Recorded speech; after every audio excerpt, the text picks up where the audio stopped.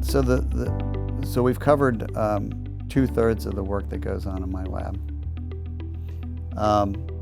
The last third is a pure basic science project, but I think that it may have some applications.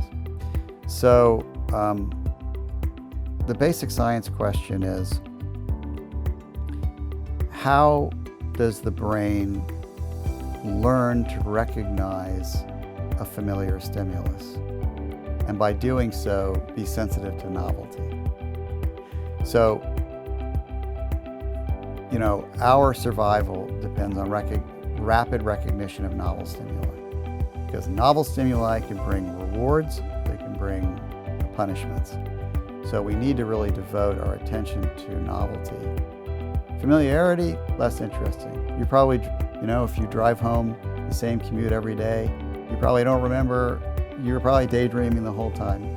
There's nothing much about that commute that is noteworthy. You're not going to store information about that commute in your brain unless something unusual happens, like a bridge collapses or something.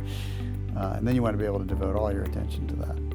So that's a basic science question. It's like, I'm in the Picower Institute for Learning and Memory. We want to know, how do you learn to recognize a stimulus as familiar, and by doing so, give you the opportunity to devote your neural resources to novelty. So we've been working on this problem, again, for a number of years. This is work that we do in mice. We show mice visual stimuli. They show great interest in the visual stimulus the first time they see it.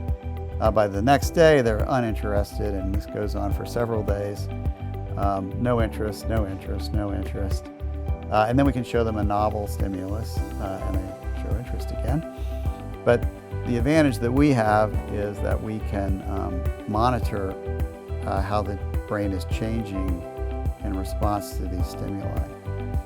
And it turns out that it's dramatic effects of familiarity. So big effects that we can study and really roll up our sleeves and understand the molecular nuts and bolts of what's going on.